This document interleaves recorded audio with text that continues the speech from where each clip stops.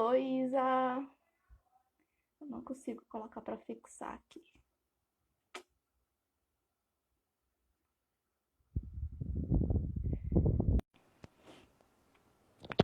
Oi, Mai. Chamando Isa aqui. Oi, Oi. Isa. Oi. Vamos dar um minutinho pro pessoal entrar. Já a gente inicia, tá bom? Sim. Deixa eu ajeitar aqui.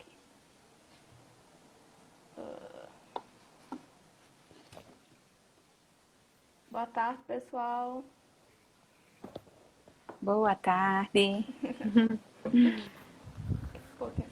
Olha a Thay. Thay vai ser a próxima.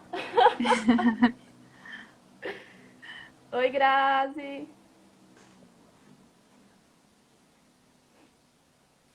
Dá mais um tempinho aqui, um minutinho. E a gente inicia. Vamos lá, Isa? Vamos lá. Boa tarde, pessoal. Então, o tema de hoje está marcado como os benefícios dos alimentos nas doenças gástricas, né? Sendo que a gente conversando, a gente decidiu que não vai só tratar apenas do estômago, das doenças gástricas em si. Então, me apresentando primeiro, né? Eu sou Clara Costa, sou nutricionista. Convidei Isabela para conversar um pouquinho com a gente aqui. Isa, ela foi minha R2 quando eu estava estagiando lá no Hospital Barão de Lucena. Fiquei com ela em clínica médica, foi muito massa, junto com Catinha.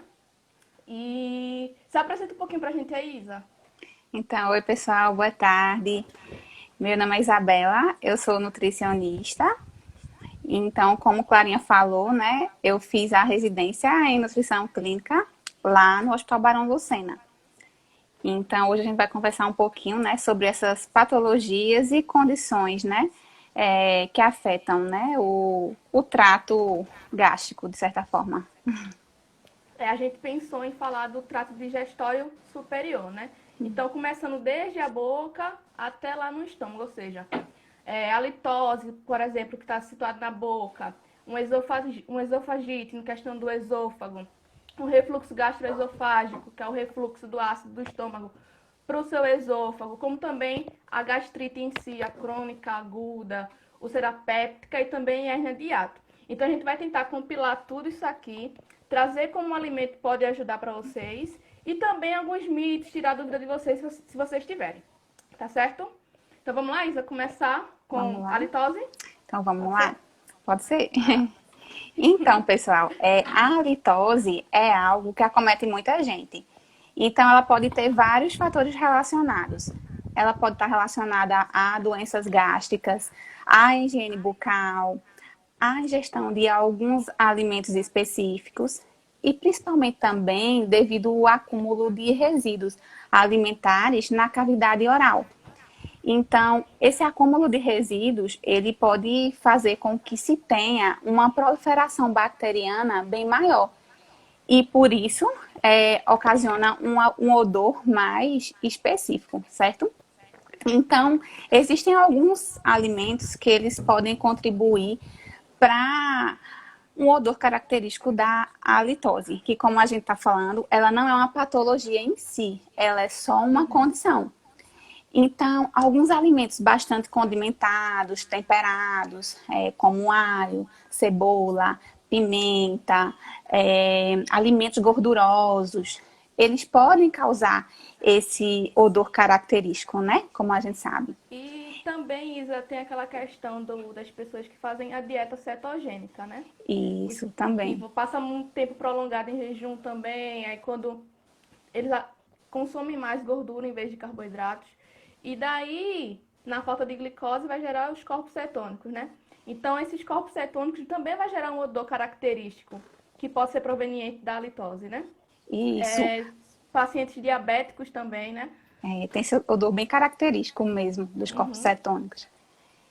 E aí a gente indica, né, geralmente beber água com mais frequência.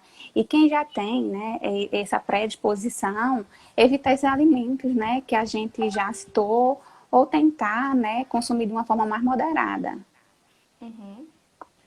Pessoal, se vocês tiverem alguma dúvida, vocês já vão colocando aí que a gente já vai tirando, tá certo? Então, a litose é simples, né? Não tem muita coisa do que ser dito. Então, vamos passar para o esôfago, certo? Vamos tratar sobre O esofagite. esôfago. Vamos lá? Então, vamos lá, né? Então, na esofagite, né? Essa é a doença do refluxo gastroesofágico. Então, é bem característico, assim, muitas pessoas hoje em dia apresentam, né, essa patologia, né? Então, ela é decorrente, né, da inflamação da mucosa gástrica. E o que é Está que totalmente acontece? associada. Isso, na mucosa gástrica. Então, o que é que acontece? Devido à redução da pressão do esfíncter esofagiano inferior, que ele está lá no finalzinho do esôfago, bem para o início do O estômago, pessoal conhece como a tampinha do a estômago, tampinha, né? A tampinha exatamente, se está aberta, ou se está o conteúdo fechada, retoma para o esôfago, se está fechada, continua no estômago, certo? continua no estômago, é isso mesmo. Aí o que é que acontece? Quando o alimento, quando a gente ingere o alimento, a gente mastiga e quer que realmente ele vá para o estômago, né? Então, essa tampinha, como Clarinha falou, ela precisa ser aberta, ela precisa ser relaxada para que o alimento ele entre para o estômago. Mas o que é que acontece? Às vezes, né, essa tampinha, digamos assim, ela fica aberta por um tempo maior. Ela fica um tempo maior relaxado. Porque qual é o correto? Após a passagem, esse trânsito do alimento, essa tampinha, ela precisa ser contraída, fechada. Então, quando isso não acontece, o que é que a gente vai ter? O retorno gástrico. Então, esse retorno gástrico, ele vai ser caracterizado, na verdade, por todos os sintomas da gastrite, do refluxo, na verdade. E lembrando que esse conteúdo gástrico, né, ele vai ser ácido. Bem ácido. Então, à medida que esse conteúdo ácido do estômago está retornando para o seu esôfago, que não é um ambiente que tolera acidez, vai causar uma irritação. Então, através dessa irritação, vai gerar uma inflamação, né?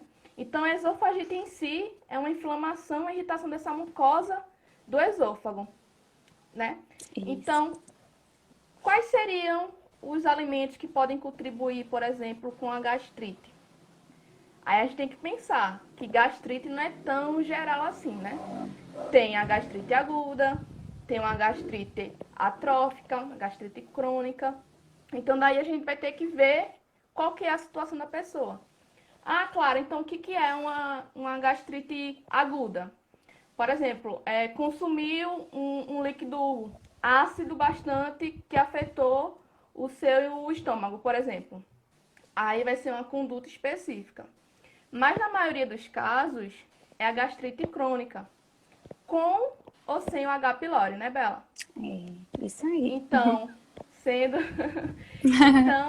uma gastrite crônica, a gente tem que pensar como é que seria uma melhor condição para reduzir os sintomas e também não ter esse retorno gástrico para o esôfago, né? Então, muitas pessoas têm dúvida em relação a quais são esses alimentos.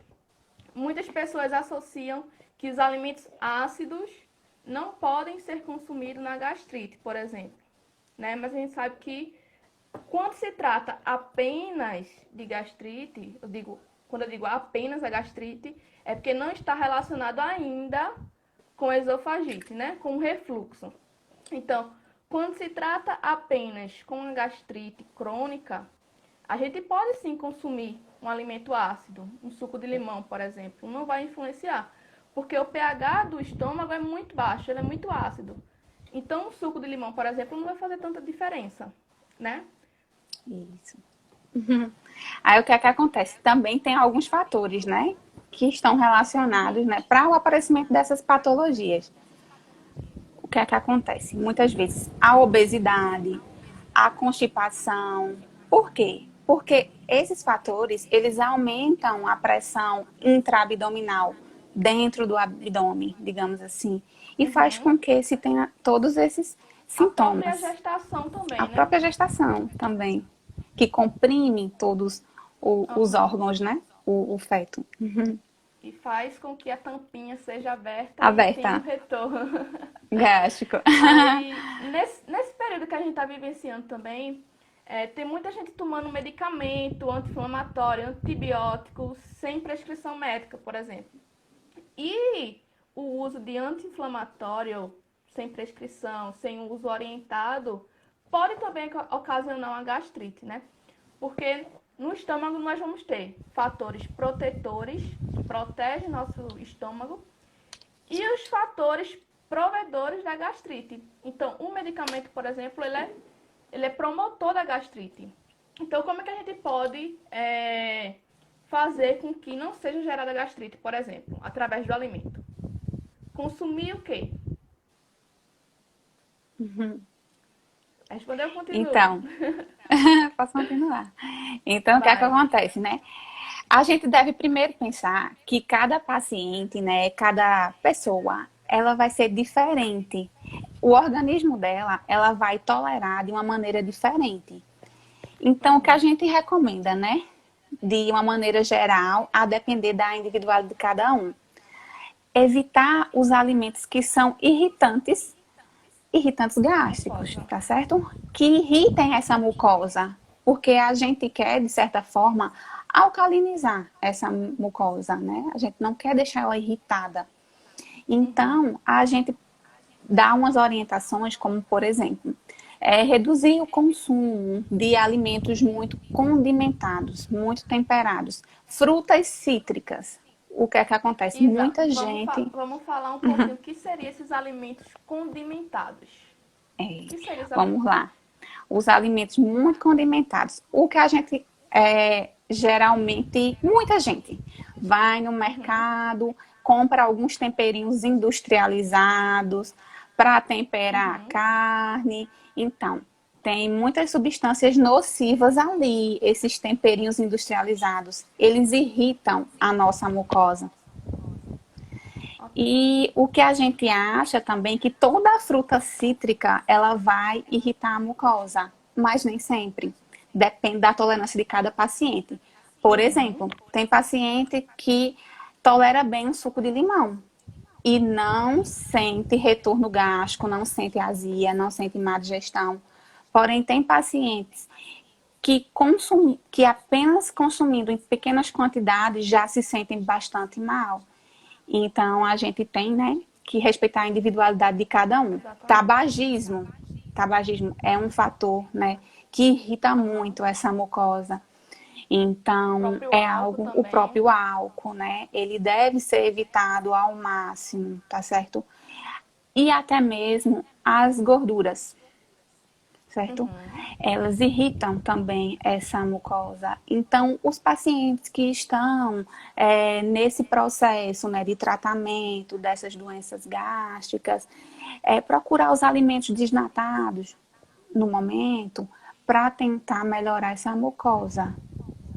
E também, esses alimentos que é rico em gordura, vai ter o quê? Eles vão relaxar o esfíncter, né? Vai relaxar a tampinha. Fazendo com que tenha um retorno. Então, quando Exatamente. for reduzir a quantidade da gordura, também vai reduzir esse retorno.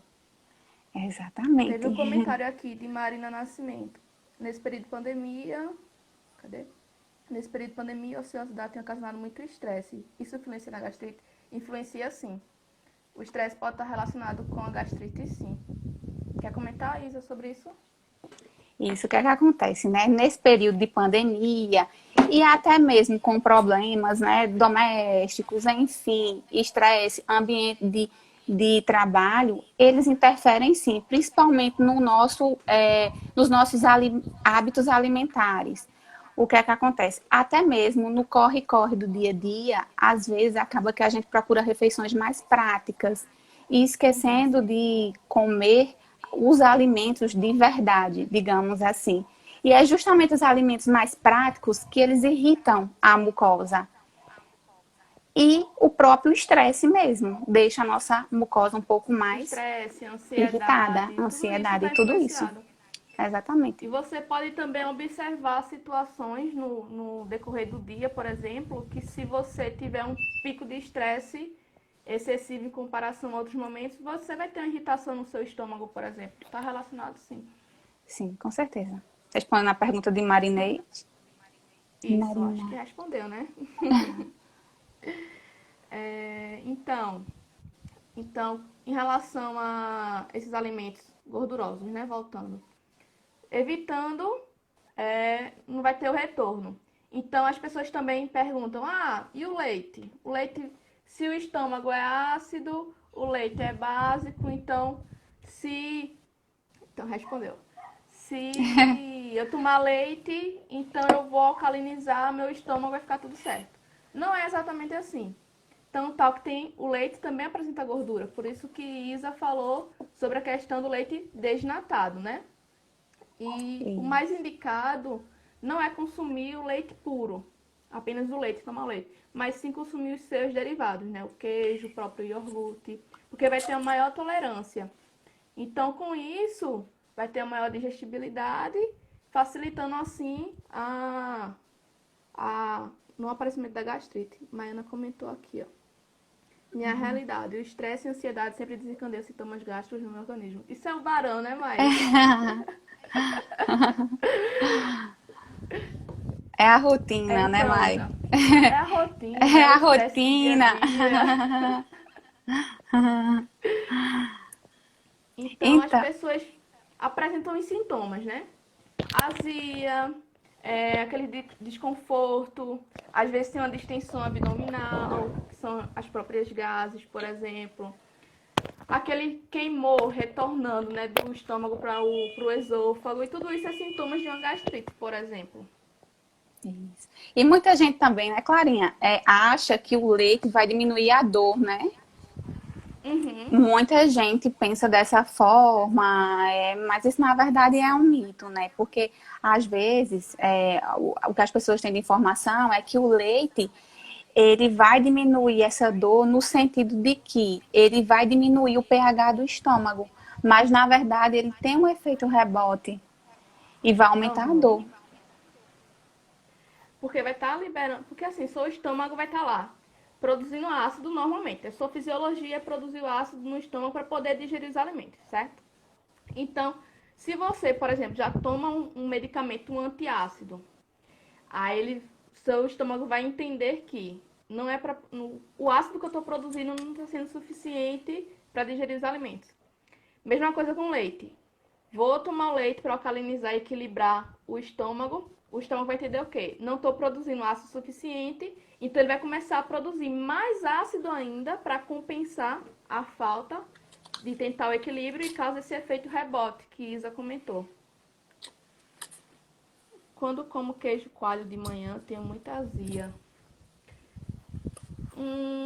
Alguma coisa, Isa, aí? Você tem algum problema gástrico?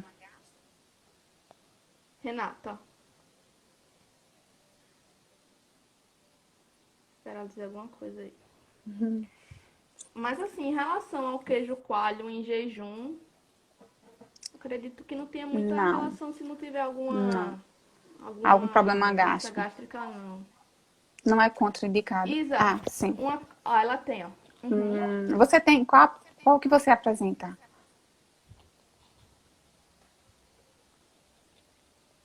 Consulta numa live. Vê só! Ó, por enquanto que Renata responde aí, eu vou puxar a sardinha um pouquinho para a questão dos Gastrite. probióticos. A questão da microbiota, certo? Quando o indivíduo tem gastrite, possivelmente, não todas as vezes, vai ter a presença da bactéria H. pylori, né? Então, o que acontece? Vai num gastro e tal, passa um monte de medicamento, a pessoa tem que tomar certinho ele. Sendo que o que você pode fazer associado a isso, além dessa dieta, né? Além desses alimentos que podem auxiliar nas doenças gástricas. Pode ser o uso do probiótico, principalmente o Lactobacillus acidophilus. Porque essa bactéria que é benéfica, o Lactobacillus acidophilus, vai competir com o H. pylori, que é outra bactéria, sendo que é maléfica. Então, ao competir elas duas, aí entra no equilíbrio e H. pylori morre mais facilmente. E a gente já conversou muito sobre probiótico aqui no Instagram. Então, é só dar uma olhadinha que vai ter bastante coisa lá também, certo? Tu vai E falar outra pra Renata coisa, aí, Isa? Clarinha, é a questão da mastigação, né? A gente precisa mastigar bem esses alimentos, todos os alimentos, para que eles possam ter uma melhor digestão, né? Principalmente as pessoas que apresentam essas condições, essas patologias. Aí, nesse caso de Renata, que ela falou em relação ao queijo coalho, pela manhã, que ela tem gastrite, há uma indicação ou não? Então, essa questão do queijo coalho, ela já não está tolerando muito bem o leite, como a gente já Uhum. havia falado, né? Possa ser que nesse horário especificamente, como ela vem em um longo período, né, de jejum também durante a noite, ela vai estar iniciando a primeira refeição do dia, o organismo dela já está mostrando que ela não está tolerando bem o leite, como a gente falou, né? O derivado, na verdade, que é o É, queijo, dessa forma. Já é um sinal de alerta, como a gente falou, desse efeito rebote que o leite pode causar. exatamente. Aí, nesse caso, ela poderia colocar uma refeição com fibras, né? Isso, Para ser um efeito protetor para esse estômago. para esse estômago. Aí daí iria entrar as fibras solúveis. Isso. E aí, mais alguma coisa para abordar sobre gastrite? Ah, temos sim. Tem relação, Isa, à gastrite atrófica, né? Que vai atrofiar algumas glândulas, Isso, algumas células, glândulas não, algumas células do estômago, né? do estômago, isso. Então, atrofiando essas células, como por exemplo as parietais, elas não vão produzir o ácido clorídrico. Então, se ela não produz ácido clorídrico o suficiente para causar uma acidez no seu estômago, ela não vai fazer a digestão o suficiente. Sendo que também tem alguns outros fatores. Por exemplo, a vitamina B12, para ser absorvida, ela precisa de um fator intrínseco que carrega essa vitamina B12 até passar pelo estômago para poder ser absorvida. Sendo que para esse fator funcionar, precisa da acidez do estômago. Então, se não tem essa acidez, uma pessoa que tem gastrite atrófica também vai ter, não assim, padrão, né? Vai ter, mas pode ter uma deficiência de vitamina B12. Aí vai ser o que? A famosa anemia perniciosa, né? Que é a falta da vitamina B12 decorrente à falta do fator intrínseco. Então, daí vai ser importante a suplementação da vitamina B12 ou também de algo relacionado com ácido clorídrico, né? Isso. E é aí que entra também, né, os alimentos de origem animal, que são Uhum. ricos em vitamina B12, o consumo de peixes, carnes, ovos, Tudo rico em no vitamina caso, B12 para é, auxiliar. no caso dessa deficiência, né, desencadeada pela gastrite. Uhum.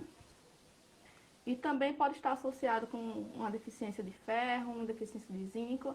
Aí tudo isso vai ser analisado por um profissional, né? Para saber sua real necessidade. Individualidade. É isso. Individualidade.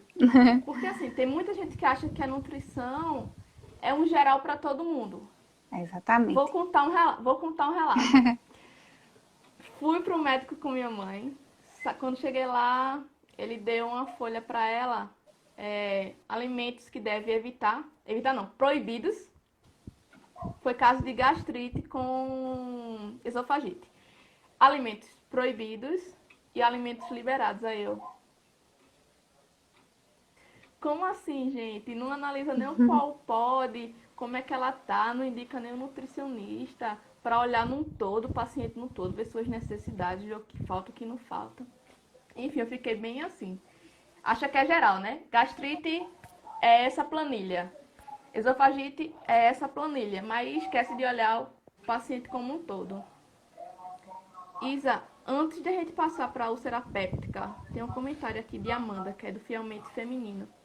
Ela comentou assim: uso de medicamentos para artrite reumatoide. Ela usa medicamentos para artrite reumatoide para desenvolver a doença de refluxo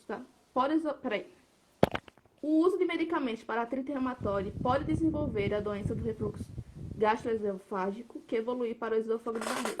Preciso cortar o café para reduzir os sintomas?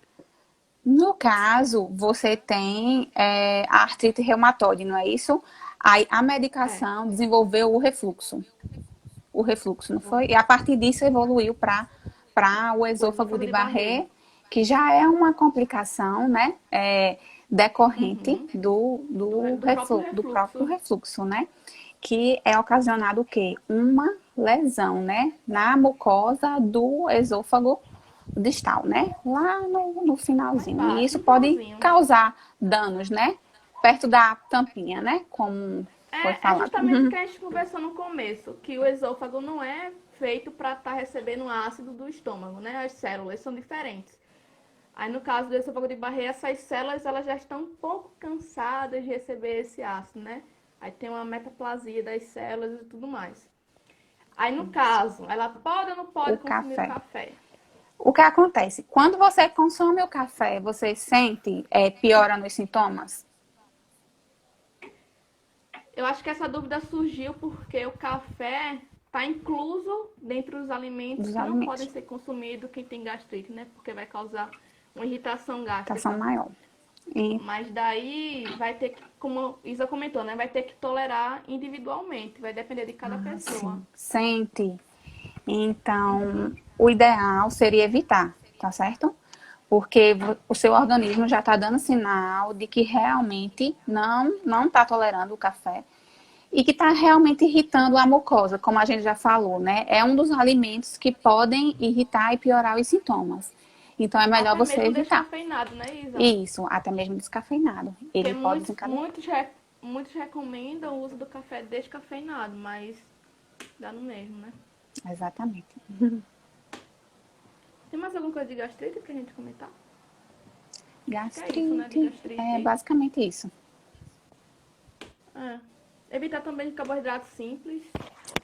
Aumento Isso. do... Ô, vida bandida. Poxa, Amanda. Tenta substituir por alguma outra coisa que tu gosta mais do que café.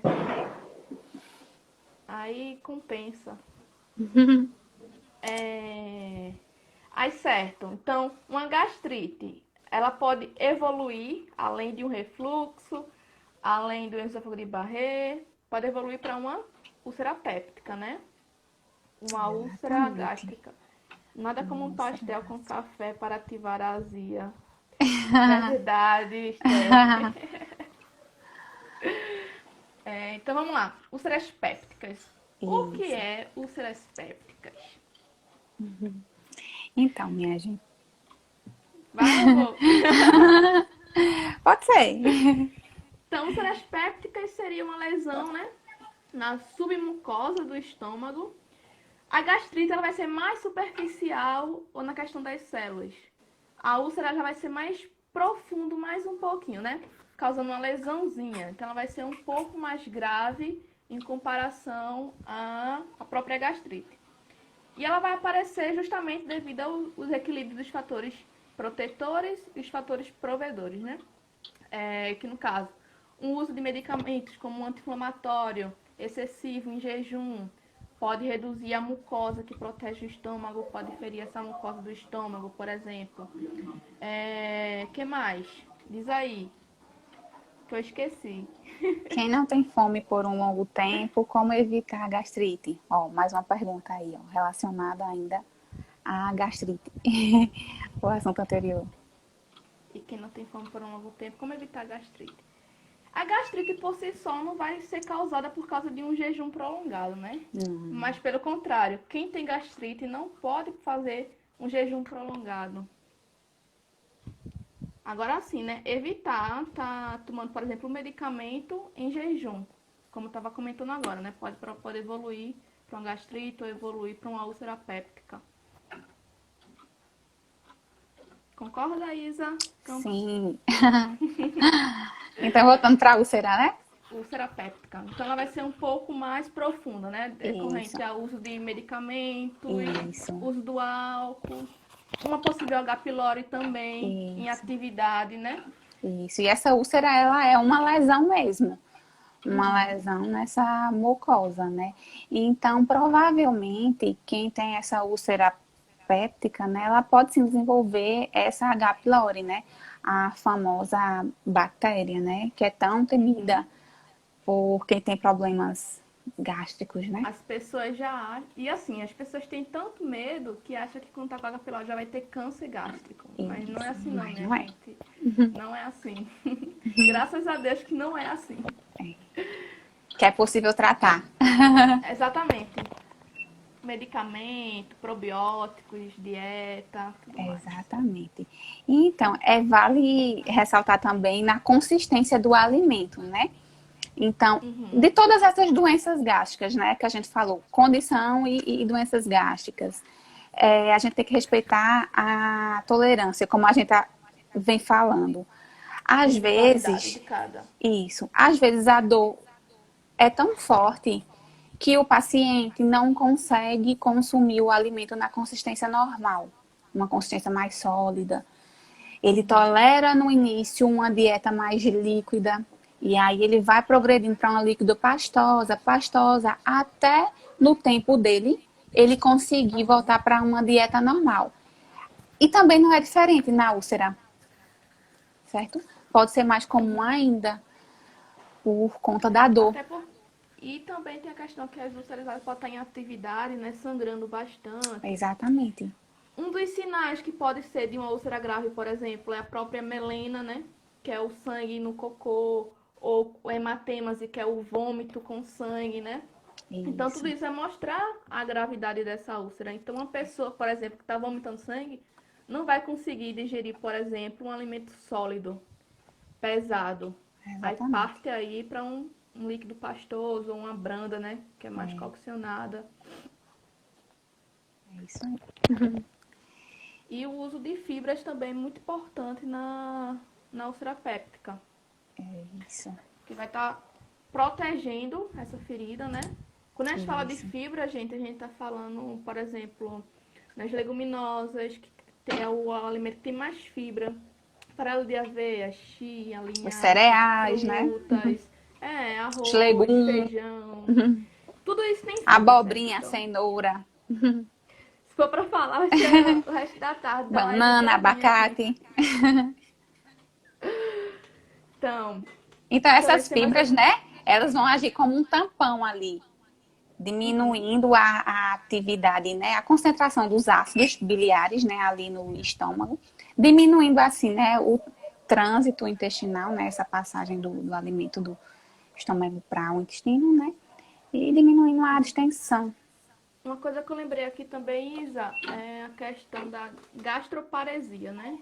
Que é as pessoas que têm o intestino mais. O intestino não, o estômago mais preguiçoso para poder soltar o alimento. Então, essas pessoas, elas podem ter maior tempo de ácido no estômago. Isso pode facilitar também. Como também facilitar a questão do retorno ácido para o esôfago, né? Então, as É isso pessoas que mesmo. têm gastroparesia, até é comum em pessoas mais idosas, que têm diabetes, mas tem que ficar atento também para ver a condição de cada um, para ver como é que vai agir. Exatamente. Mas alguma coisa, Isa, para botar em relação à Deixa eu litose, ver. esofagite? Por mim foi bem completo. Sim, lembrei Basicamente de isso. uma coisa mais importante. É que na gastrite, gente, evitar o jejum prolongado, como eu comentei, e também fracionar mais as refeições.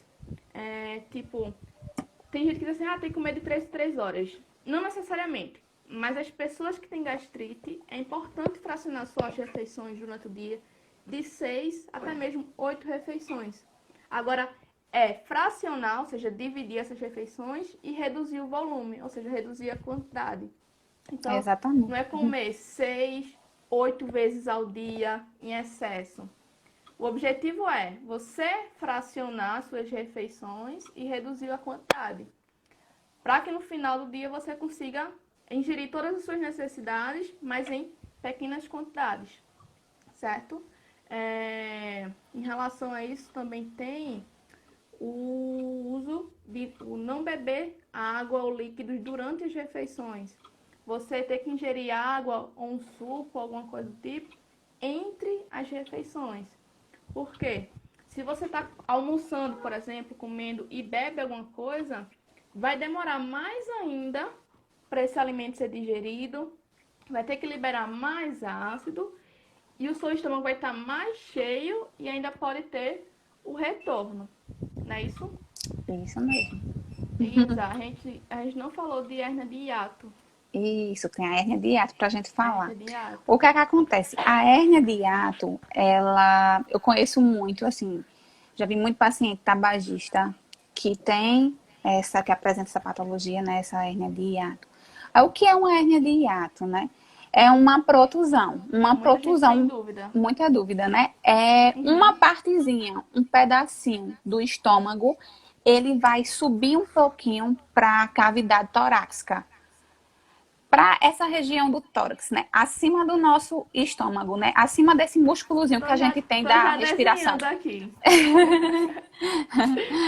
É como se fosse uma barreirazinha, que é o Isso, diafragma, né? O estômago ficaria aqui embaixo, né? Então, o hérnia de hiato é quando o estômago passa um pouquinho dessa barreira aqui, que não deveria passar, mas ele passa. Então, ao passar, a tampinha que nós comentamos lá no começo vai estar mais acessível ao esôfago. Então, o retorno gástrico vai estar muito maior. isso mesmo. Então, essa protusão, nesse pedacinho, essa partezinha do estômago que está mais para cima, ela pode realmente causar muitos incômodos, né? Então, há alguns fatores que também podem ser levados em consideração para o desenvolvimento dessa hérnia, como a gente já falou, o tabagismo, né?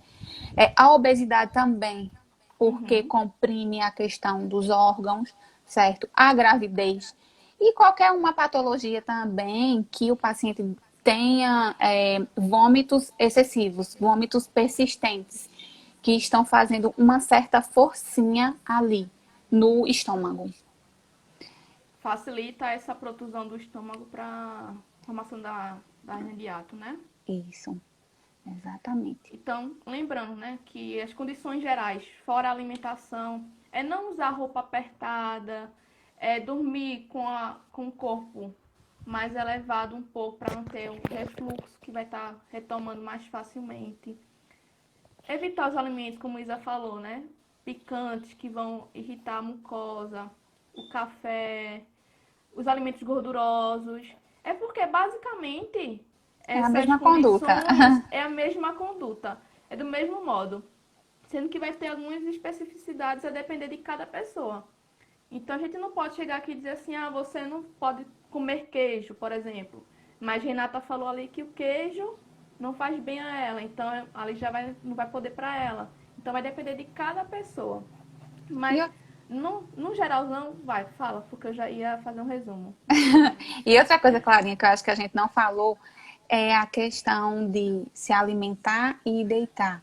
Uhum, pode Principalmente para os falar. pacientes que têm refluxo, tá certo? Uhum, Precisa esperar no mínimo um tempinho de umas 2 horas para que se tenha uma digestão melhor do alimento e que uhum, ele não possa retornar, certo? exatamente.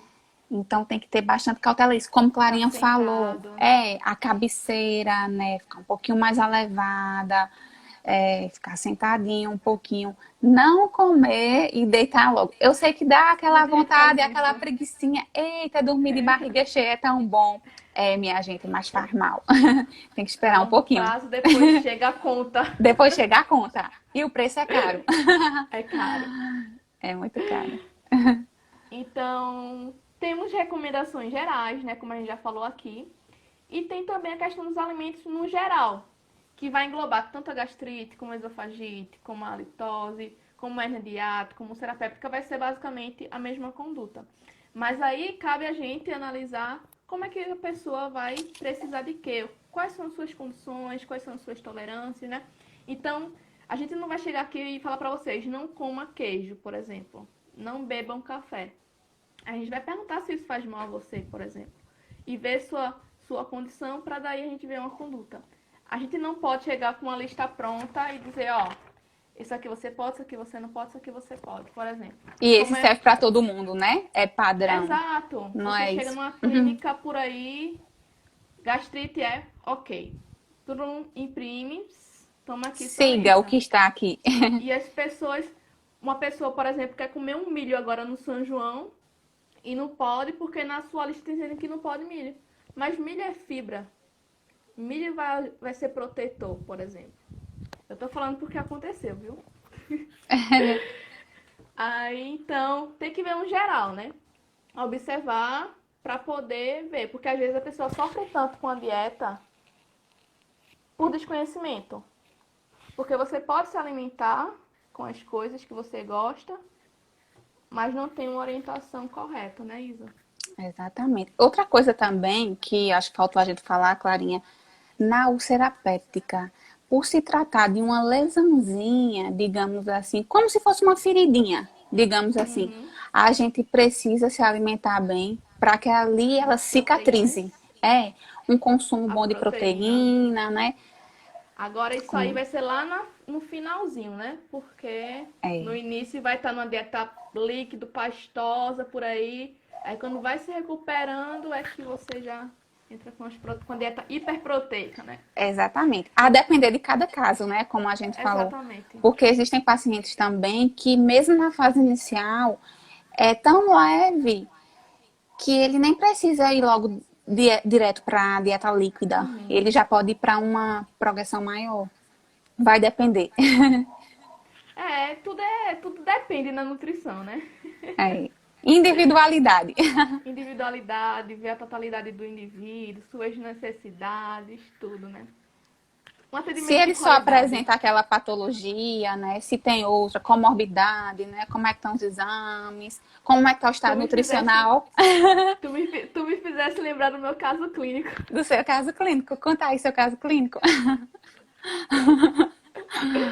Nossa, sofri. Gente, Que essa questão do paciente caso bonzinho. clínico. Essa questão do caso clínico foi o seguinte. Essa pessoa, Isabela, quando eu estava estagiando lá no Barão do Sena, ela me deu um caso clínico para que eu pudesse apresentar, né? Olhar num todo, não só aquilo. E o paciente tinha, acho que 8 ou 9 patologias, não era por aí? Por aí. Era 8 ou 9 patologias, então tinha que associar tudo isso. Então, logo no comecinho foi difícil. Mas deu tudo certo no final. Conseguiu. Você teve que encontrar, né, qual era a melhor conduta que abrangia Pra todas as ele. patologias para ele. A mesma Exato. coisa E pode acontecer nessas doenças gástricas. Às vezes o paciente apresenta um estado nutricional que a gente precisa fazer um certo controle. Enfim, exato. vai depender. Uma coisa que é feita pra mim não pode ser feita pra Isa, não pode ser feita pra Isso. Renata, que não pode ser feita pra Amanda, que não pode ser feita pra Esté. Tudo isso vai ser individualizado, Exatamente. ok? Alguma coisa pra colocar mais? Eu acredito que seja só isso mesmo. É basicamente Pessoal, isso. tem mais alguma dúvida? Eu vou fazer um texto pra vocês em questão do uso dos probióticos e H. pylori. E vou botar aqui no Instagram para vocês darem uma lida também. Porque as pessoas que fazem tratamento de H. pylori podem utilizar os probióticos com os lactobacilos acidophilus. Puxando sardinha pro meu lado aqui, viu, Isa? Tá. Então, Isa, muito obrigada por conversar aqui com a gente hoje. Obrigada, Clarinha. Espero que o Obrigada, tenha pessoal. gostado. Também Até espero. agora não teve mais nenhuma dúvida. Acho que é só isso. Então, qualquer dúvida, é só falar comigo ou com Isa. Podem Nós nos iremos perguntar. responder. Tá bom? Obrigada, Tá Isa, bom. mais uma vez. E Obrigada, saudades de gente. tu, vice. Saudades, Clarinha. Beijo. Beijo. Tchau, tchau. Tchau.